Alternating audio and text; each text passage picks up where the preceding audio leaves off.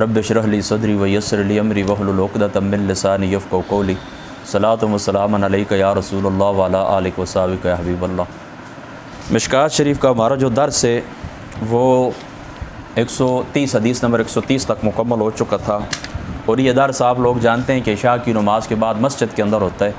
بہر رمضان المبارک کے اندر کچھ روٹین اس طریقے کی ہے کہ کچھ دوسرے مسائل چھڑ جاتے ہیں، تو پھر یہ جو درس ہوتا ہے یہ رہ جاتا ہے۔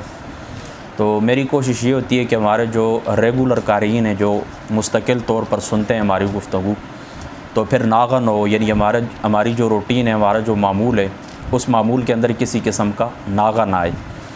تو اس لیے پھر گھر کے اندر ہی میں نے مناسب سمجھا ہے کہ چلو آج کا جو ہمارا درس ہے وہ گھر کے اندر ہو جائے۔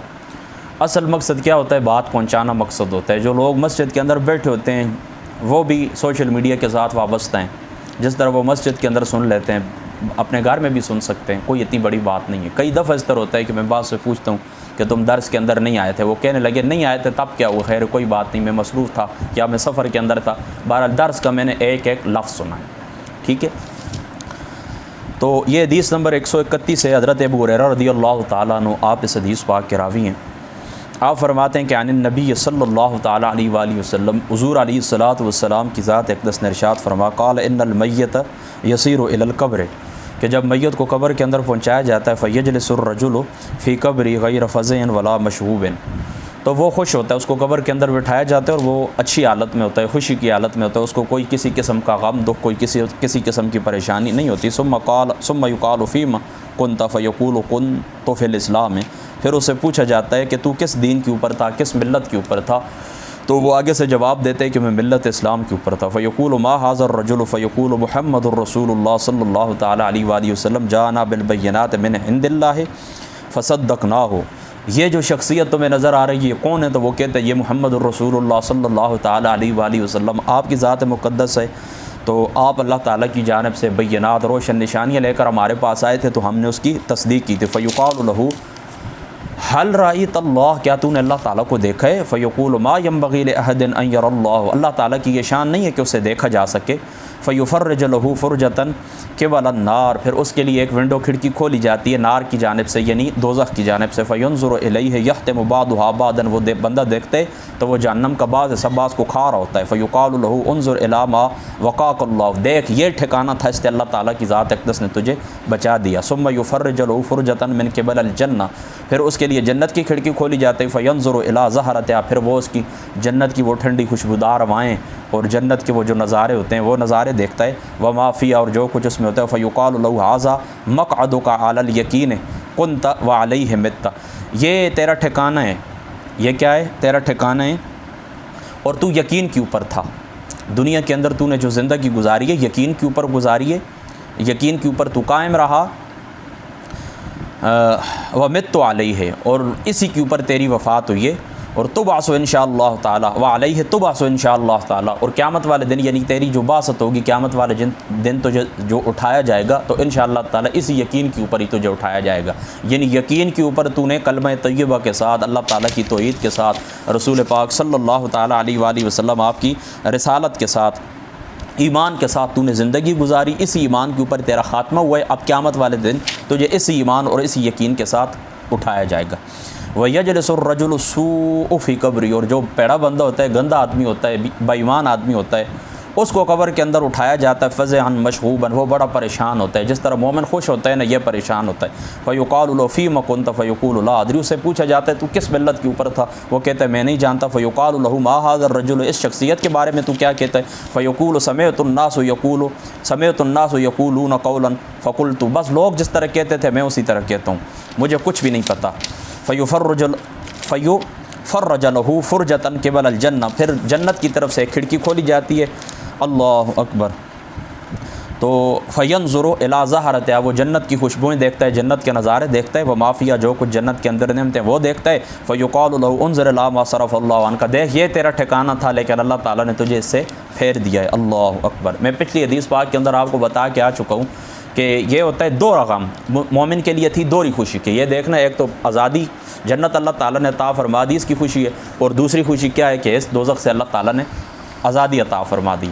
اور یہاں پر دو غم ہوتا ہے اس شخص کو، دو غم ہوتا ہے۔ کون سا غم ہوتا ہے؟ ایک غم یہ ہوتا ہے کہ دیکھیں اللہ تعالیٰ کی ذات اقدس نے وہ جو جنت کی نعمتیں تھیں اس کو دیکھتا ہے تو وہ پریشان ہوتا ہے کہ دیکھیں مجھے نہیں مل سکی، اور دوسرا پھر اس کو جہنمی ہونے کا، یہ اس کے لیے دو رقم ہوتا ہے۔ اس لیے پہلے جنت کی کھڑکی کھولی جاتی ہے کافر کے لیے، اور مومن کے لیے پہلے دوزخ کی کھڑکی کھولی جاتی ہے تاکہ اس کو دوہری خوشی ملے اور اس کو دو رقم ملے۔ یہ پہلے بھی بات میں آپ کو بتا چکا ہوں۔ تو وہ جنت کی نعمتوں کو دیکھتا ہے تو اللہ تعالیٰ، پھر فرشتے اس کو کہتے ہیں کہ دیکھ اللہ تعالیٰ نے تجھے اس سے پھیر دیا، ثم یفرج لہ فرجۃ الی النار، پھر دوزخ کی کھڑکی کھولی جاتی ہے، فینظر الیہا یحتم بعضها بعضا، وہ دیکھتا ہے کہ اس کا بعض حصہ بعض کو کھا رہا ہے، فیقال ھذا مقعدک، اللہ اکبر، ھذا مقعدک، یہ تیرا ٹھکانہ ہے، علی شک، کہ تو دنیا کے اندر شک کے اوپر، یعنی یقین کے ساتھ تو نے زندگی نہیں گزاری، شک کے ساتھ تو نے زندگی گزاری، کفر کے ساتھ تو نے زندگی گزاری، وعلیہ متورثی کے اوپر تو کنت شک علیہ مقعدک علی شک وکنت علیہ مت وعلیہ تبعث ان شاء اللہ تعالیٰ،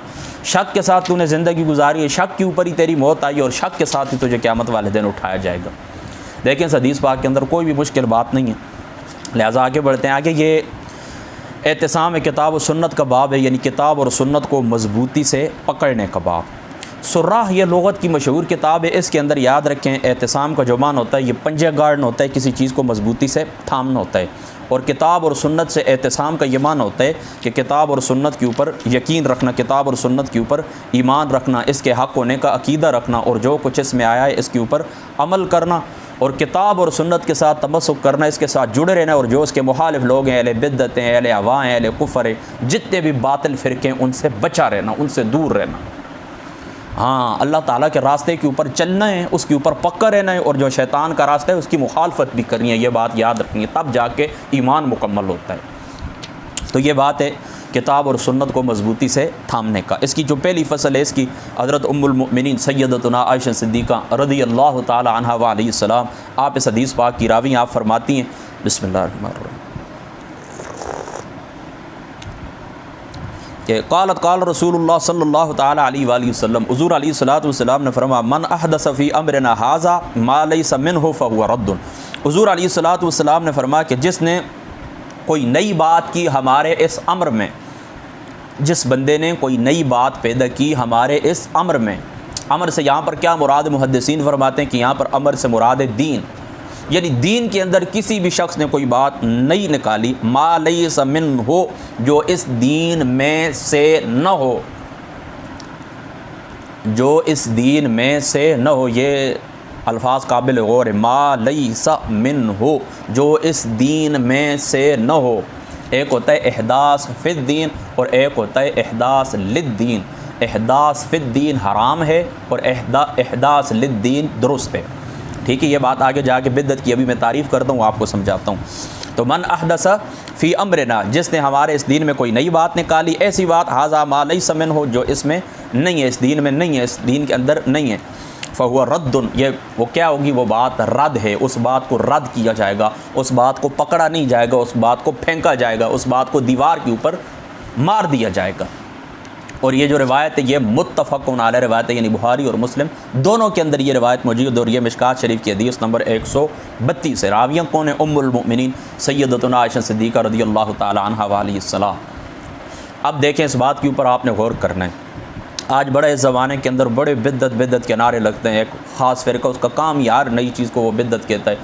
ہزاروں ایسے معاملات ہیں، ہزاروں ایسے مسائل ہیں جو مباح ہیں، مستحبات کے درجے کے اندر آتے ہیں، لیکن ان کو وہ بدعت کہتے ہیں۔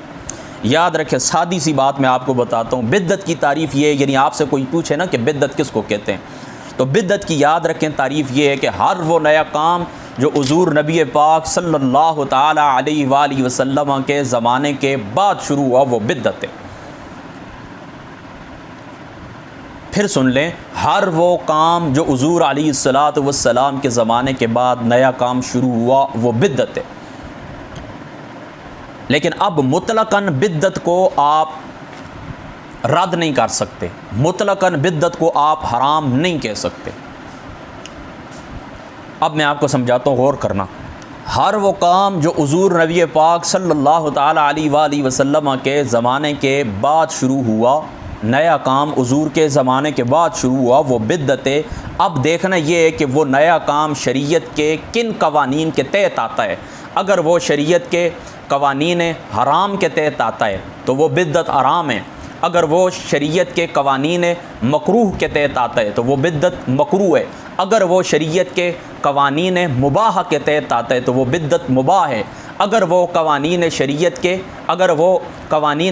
کے وجوب کے تحت آتا ہے، وجوب کے قوانین کے تحت آتا ہے تو وہ بدعت واجب ہے، اگر وہ نیا کام شریعت کے قوانین مستحبہ کے ضمن کے اندر آتا ہے تو وہ بدعت مستحب کہلائے گی۔ یہ بدعت کی تعریف، اس کو آپ نے غور سے سننا ہے۔ نیا کام ہو، اب دیکھنا یہ کہ یہ نیا کام دین سے ٹکراتا ہے یا نہیں ٹکراتا، اگر دین سے ٹکراتا ہے تو دفع کر دیا جائے گا، اگر دین سے نہیں ٹکراتا تو اس کو قبول کر لیا جائے گا، اور کس درجے کے اندر قبول کر لیا جائے گا یہ دیکھا جائے گا کہ یہ قوانین کی کس ضمن کے اندر آتا ہے۔ قوانین واجبہ کے تحت آتا ہے تو وہ بدعت واجب ہے، قوانین مباح کے تحت آتا ہے وہ بدعت مباح ہے، قوانین استحباب کے تحت آتا ہے، قوانین مستحبہ کے تحت آتا ہے تو وہ بدعت کیا ہے؟ مستحب ہے۔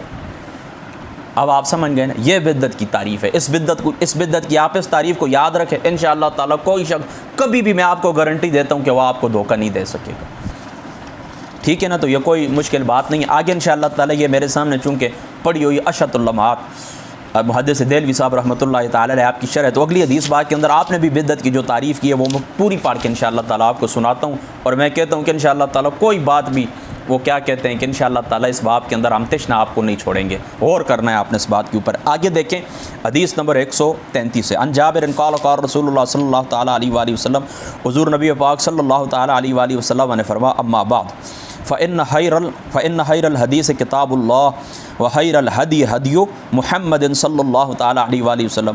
حضور علیہ الصلوۃ والسلام نے حمد و صلوات کے بعد فرمایا کہ بہترین کتاب اللہ ہے، اور بہترین سیرت حضور محمد مصطفیٰ یعنی میری، اللہ تعالیٰ کے رسول فرماتے ہیں میری یعنی محمد مصطفیٰ صلی اللہ تعالیٰ علیہ وآلہ وسلم کی سیرت ہے۔ پھر یہ الفاظ سن لیں، فإن خیر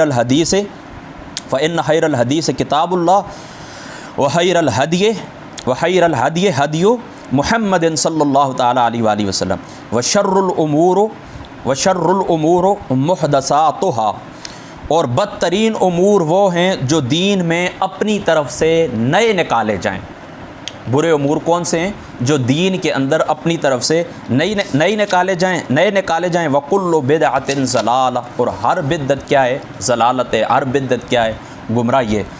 ملا علی قاری صاحب رحمۃ اللہ تعالیٰ علیہ آپ نے بھی مشکات شریف کی جو شرح ہے مرقات، اس کے اندر آپ لکھا ہے کہ یہ حدیث مخصوص منہ البعض ہے، یعنی اس کو مطلق بدعت ضلالت نہیں ہے، مطلق بدعت گمراہی نہیں ہے۔ اب پیچھے میں نے آپ کو تفصیل بتا دی ہے نا کہ کون سی بدعت ہے، بدعت کی کیا تعریف ہے، اور وہ نیا کام کون سا نیا کام جو شریعت سے ٹکرائے گا اور وہ بدعت کہلائے گا۔ دوسری بات یہ بھی یاد رکھیں، یہ آقا علیہ الصلوۃ والسلام کی ذات اقدس کا اپنا فرمان ہے، یہ سنن دارمی شریف کے اندر موجود ہے اور دیگر بھی کتب حدیث کے اندر موجود ہے کہ حضور علیہ الصلوۃ والسلام نے فرمایا کہ سنت وہ ہوتی ہے، بدعت وہ ہوتی ہے جو سنت کے مد مقابل آتی ہے۔ یہ بات یاد رکھنا، جہاں پر بدعت کا وجود پایا جائے گا تو جتنی بدعت پائی جائے گی تو اتنی ہی وہاں سے سنت اٹھائی جائے گی، بس یہ بات آپ نے یاد رکھنی ہے۔ جتنی بدعت پائی جائے گی اتنی سنت اٹھا لی جائے گی۔ سنت بدعت یاد رکھیں، سنت اور بدعت یہ ہمیشہ جو اصطلاحیں ایک دوسرے کے مد مقابل آتی ہیں، جہاں پر سنت آئے گی تو اس کے مد مقابل بدعت ہے، جہاں پر بدعت ہے اس کے مد مقابل سنت ہے۔ تو بدعت کی خاص نشانی یہ یاد رکھیں کہ وہاں اتنی سنت اٹھائی جاتی ہے۔ اب دیکھیں نا، کسی شخص سے پوچھیں نا کہ اگر ہم ایصال ثواب کے لیے اہتمام کرتے ہیں، کھانے پکاتے ہیں، لوگوں کو بلاتے ہیں، کون سی سنت اٹھ جاتی ہے؟ اب حضور علیہ الصلوۃ والسلام کا میلاد کرتے ہیں، جھنڈیاں لگاتے ہیں، جھنڈے لگاتے ہیں، کون سی سنت اٹھ جاتی ہے؟ اگر سنت اٹھ جاتی ہے تو پھر آپ اس کام کو بدعت کہہ سکتے ہیں، اگر سنت نہیں اٹھتی تو تمہیں بدعت کی تعریف معلوم نہیں ہے، پہلے جا کر تم بدعت کی تعریف سیکھو پھر فتویٰ لگائیں۔ یہ کیا ہوتا ہے کہ جس طرح مرضی آئے پہلے سمجھ نہیں، دیکھیں نا ہم اپنی طرف سے کچھ نہیں کہتے۔ ابھی جو حدیث باغ میں نے آپ کے سامنے پڑھی ہے مشکات شریف کی حدیث نمبر 133، اس کی شرح کے اندر دیکھیں، اب محدث دہلوی صاحب رحمۃ اللہ تعالیٰ علیہ کے الفاظ میں نے خود ترجمہ اس کا کیا ہے، میں اب آپ کو خود سناتا ہوں وہ الفاظ ترجمہ کر کے میں نے جو کیا آپ کو سناتا ہوں۔ یعنی دیکھیں نا یہ فارسی کے اندر ہے، اب میں نے ترجمہ کیا، آپ سننا۔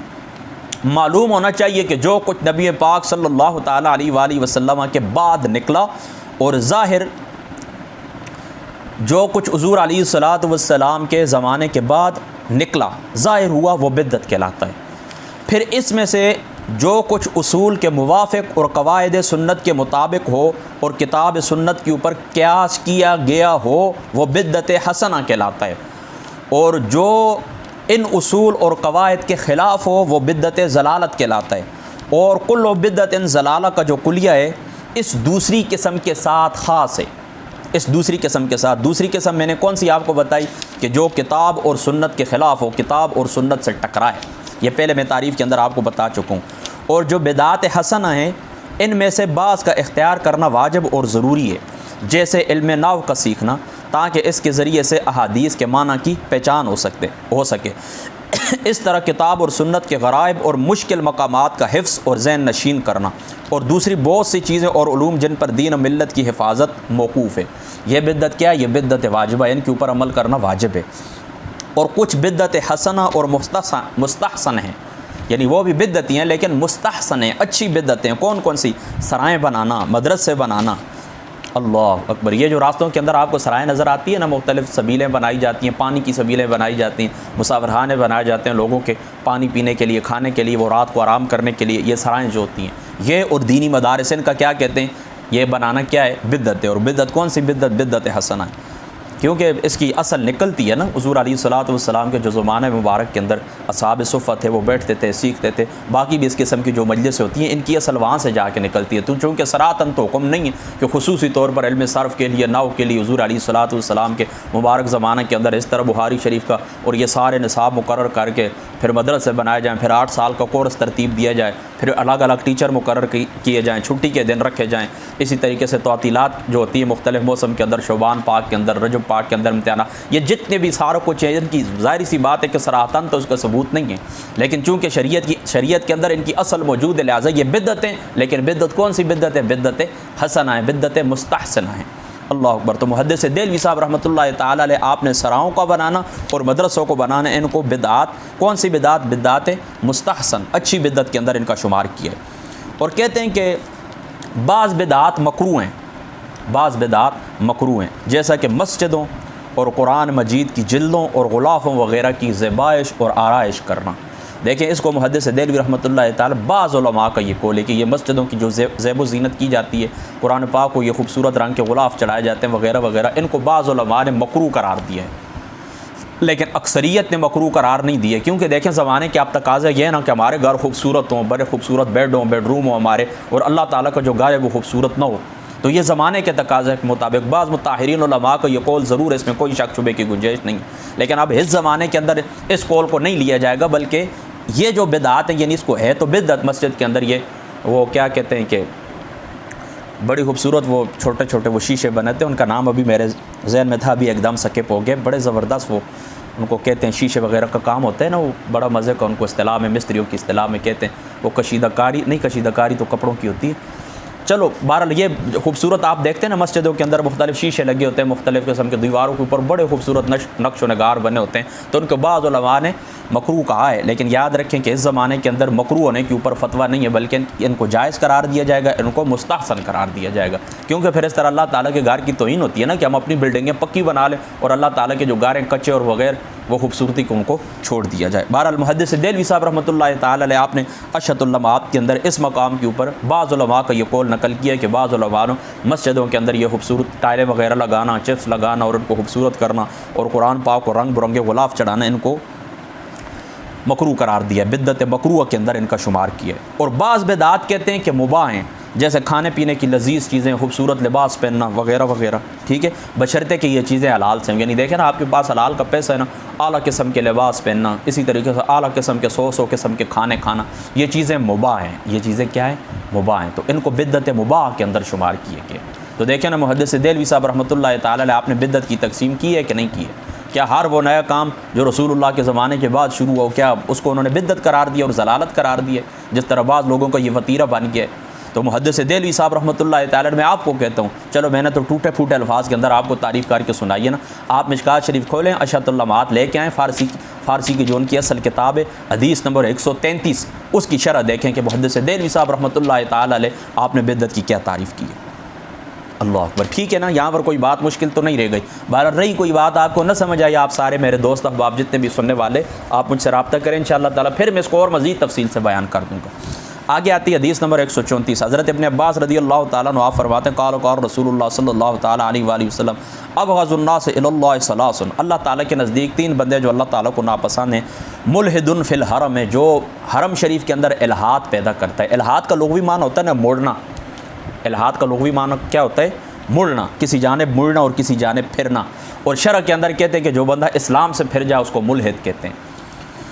اللہ اکبر۔ تو ملحد فی الحرم، اللہ تعالیٰ کو 3 بندے ناپسند ہے، اللہ تعالیٰ کو ان کے اوپر غضب ہے، اللہ تعالیٰ ان کو مبغوض رکھتے ہیں، اللہ تعالیٰ کا ان کے اوپر غضب ہے۔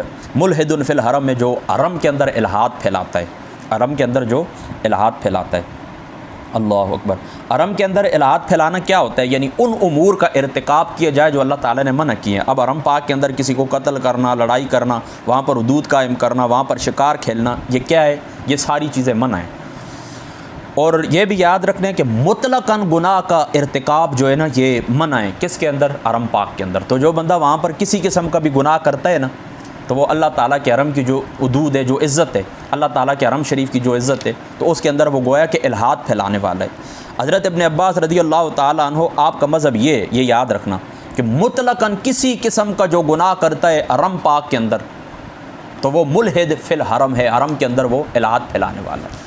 یہ حضرت ابن عباس رضی اللہ تعالیٰ عنہ آپ کا مذہب ہے۔ باقی جو محدثین ہیں وہ یہی فرماتے ہیں کہ جن باتوں سے اللہ تعالیٰ نے منع کیا ہے نا، تو ان باتوں کا اگر ارتکاب کرتا ہے، جس طرح میں آپ کو بتا چکا ہوں کہ شکار کھیلنا، اسی طریقے سے کسی کو قتل کرنا وغیرہ وغیرہ، یہ چیزیں جو بندہ وہاں پر کرتا ہے وہ ملحد ہے۔ اور حضرت ابن عباس رضی اللہ تعالیٰ عنہ آپ کا کیا مذہب ہے؟ آپ فرماتے ہیں کہ جو بندہ مطلقاً وہاں پر کسی قسم کا بھی کوئی گناہ کرتا ہے تو وہ بندہ ملحد فی الحرم ہے۔ اللہ اکبر۔ آپ فرماتے ہیں، حضرت ابن عباس فرماتے ہیں کہ اس زمین میں نیکی کا ثواب کئی گنا ہے، اس زمین میں نیکی کا ثواب کئی گنا ہے، اور اسی طریقے سے معصیت اور جو گناہ ہوتے ہیں تو یہ بھی شدید ترین جرم ہے۔ یعنی جس طرح دیکھیں نا وہاں پر نیکی بندہ کرتا ہے نا تو وہ نیکی بڑھ چڑھ جاتی ہے، کئی حصوں کے اندر اللہ تعالیٰ اس کو بڑھا دیتے ہیں، 100 گنا آپ اس کو کہیں۔ جس طرح حدیث پاک کے اندر آتا ہے نا کہ جو بندہ حرم پاک کے اندر نماز ادا کرتا ہے تو اللہ تعالیٰ اس کو 1,00,000 نمازوں کو ثواب عطا فرماتا ہے۔ تو پھر یاد رکھیں، اسی طرح جو بندہ حرم پاک کے اندر گناہ کرتا ہے تو پھر اس گناہ کی جو شدت ہے وہ بھی زیادہ ہے، بہت زیادہ ہے، اس گناہ کی سنگینی پھر بہت زیادہ بڑھ جاتی ہے۔ ویسے تو گناہ ہے، یہاں پر کروں وہاں پر کروں، لیکن حرم پاک کے اندر جب گناہ کیا جاتا ہے تو اس کی سنگینی کے اندر اور اضافہ ہو جاتا ہے۔ تو اللہ تعالیٰ کو 3 بندے ناپسند ہیں، ملحد فی الحرم و مبتغ فی الاسلام سنت الجاہلیہ۔ اور جو بندہ اسلام کے اندر جاہلیت کی رسوم کا آغاز کرتا ہے، جاہلیت کی رسوم چاہتا ہے، جاہلیت کی رسوم کا خواہش مند ہے۔ جاہلیت کی رسوم کیا تھی؟ لوگ نوحہ کرتے تھے، کوئی مر جاتا تھا تو اپنا منہ پیٹتے تھے، بڑے گندی قسم کی رسمیں تھیں۔ تو جو بندہ ان رسموں کو یہاں پر لے کر آتا ہے، اسلام کے اندر داخل بھی ہو جاتا ہے، پھر بھی ان رسموں کا ارتکاب کرتا ہے اور اس کی یہ خواہش ہوتی ہے کہ یہ جاری رہیں، یہ وہ بندہ ہے کہ جو اللہ تعالیٰ اس کو مبغوض رکھتے ہیں، اللہ تعالیٰ کا ناپسندیدہ بندہ ہے۔ بسم اللہ، اللہ اکبر۔ ومطلب دم امرئ بغیر حق لیحریق دمہ۔ اور تیسرا بندہ وہ ہے کہ جو کسی کے خون ناحق کا طالب ہو کہ اس کو بہا دے، اس خون کو بہا دے۔ کوئی کسی قسم کی نفس سفید دشمنی نہ ہو، کچھ بھی نہیں ہے، بالکل کسی کے ساتھ، بس ویسے ہی وہ کہتا ہے کہ اس بندے کا میں خون بہا دوں، اس بندے کو میں قتل کر دوں، یہ بندہ چلا جائے دنیا سے، یہ بندہ موڑ لے منہ دنیا سے۔ اللہ اکبر۔ اب یہاں پر ایک بات کے اوپر غور کرنا، لیکن پھر چونکہ ساتھ ساتھ میں تفصیل بھی بیان کرتا رہا تو اس لیے میں پھر یہ جملہ دہرا دیتا ہوں کہ 3 بندے اللہ تعالیٰ کی ذات اقدس کو سخت ناپسند ہیں۔ نمبر 1 حرم شریف کے اندر الحاد پھیلانے والا، نمبر 2 اسلام میں جاہلیت کا طریقہ چاہنے والا، اور تیسرا وہ شخص جو کسی کے خون ناحق کا طالب ہو اس کو بہا دیا جائے۔ تو یہاں پر دیکھیں نا تیسرا بندہ کون سا ہے؟ جو کسی بندے کے خون ناحق کا کوئی اس کا حق اس کے اوپر نہیں بنتا، یعنی قصاص کے اندر اس کو قتل کیا جائے یا حاکم وقت اس کو سزا دے کہ اس نے زنا کا ارتکاب کیا یا اسی طریقے سے یہ اسلام سے پھر گیا ہے، من بدل دینہ فاقتلوہ، یہ بھی نہیں ہے۔ یہ دیکھیں نا، یہ 3 حق کے نا، ان حقوق کے اندر تو کسی کو قتل کیا جائے تو درست ہے، لیکن بغیر حق کے یہ بس اس کی یہ خواہش ہے کہ بس ویسے ہی اس کو ختم کر دوں، اس کو مار دوں، میں اس کو خون میں بہا دوں، ایسی دشمنی اس کے ساتھ کرتا ہے بغیر حق کے۔ تو یہ بندہ بھی اللہ تعالیٰ کی ذات اقدس کو سخت ناپسند ہے اور اللہ تعالیٰ کے غضب کا مستحق ہے، اور اللہ تعالیٰ کو یہ بندہ مبغوض ہے، یہ بندہ اللہ تعالیٰ کا مبغوض ہے۔ اللہ تعالیٰ کی ذات اقدس اس کو اپنی رحمت سے دور کرتے ہیں، یہ لعنت کا مستحق ہے۔ تو خود سوچ لیں کہ جو بندہ فقط ارادہ کرتا ہے، قتل کرتا نہیں ہے، قتل کرتا نہیں ہے، وہ بندہ فقط ارادہ کرتا ہے کہ میں اس بندے کو کیا کروں کہ اس بندے کو میں مار دوں، فقط ارادہ کرتے ہیں، تو سوچ لیں کہ اللہ تعالیٰ کی ذات اقدس اس کو ناپسند کرتے ہیں۔ تو جو بندہ پھر یہ کام کر گزرتا ہے کہ اپنے بندے کو مار دیتا ہے، اس کو قتل کر دیتا ہے، تو خود سوچیں وہ اللہ تعالیٰ کو کتنا ناپسند ہوگا وہ بندہ۔ اب آخری حدیث پاک حدیث نمبر 135، حضرت ابو ہریرہ رضی اللہ تعالیٰ عنہ آپ اس حدیث پاک کے راوی ہیں، فرماتے ہیں قال رسول اللہ صلی اللہ تعالیٰ علیہ وآلہ وسلم کل امتی یدخلون الجنہ، سارے امتی میری جنت کے اندر داخل ہو جائیں گے، میری ساری امت جنت کے اندر جائے گی، الا من قد ابا، لیکن جو بندہ انکار کرتا ہے۔ قیل ومن ابا یا رسول اللہ صلی اللہ تعالیٰ علیہ وسلم، یا رسول اللہ انکار کرنے والے کون ہیں؟ قال من اطاعنی دخل الجنہ، جو بندہ میری اطاعت کرتا ہے وہ جنت کے اندر داخل ہوگا، ومن عصانی فقد ابا، جو بندہ میری نافرمانی کرتا ہے وہ بندہ کیا ہوگا؟ وہ انکار کرنے والا ہے اور وہ جہنم کے اندر جائے گا۔ مشکل بات کوئی بھی نہیں، حضور علیہ الصلوۃ والسلام نے کیا فرمایا؟ سارے، اس حدیث پاک کا خلاصہ کیا ہے؟ سارے لوگ جنت کے اندر جائیں گے، لیکن جو میری نافرمانی کرتا ہے وہ دوزخ کے اندر جائے گا۔ حضرت علامہ اقبال صاحب رحمۃ اللہ تعالیٰ علیہ آپ کیا فرماتے ہیں؟ دین کیا ہے کہ حضور محمد مصطفیٰ احمد مجتبیٰ صلی اللہ تعالیٰ علیہ وآلہ وسلم آپ کے قدمین طیبین کے اندر اپنے آپ کو پہنچا دو، یہی کل کا کل دین ہے۔ تو سارے جنت کے اندر جائیں گے، لیکن جو حضور کا نافرمان ہوگا وہ دوزخ کے اندر جائے گا۔ بس اللہ تعالیٰ کی ذات اقدس عمل کی توفیق عطا فرمائے۔ واخر دعوانا ان الحمد للہ رب العالمین۔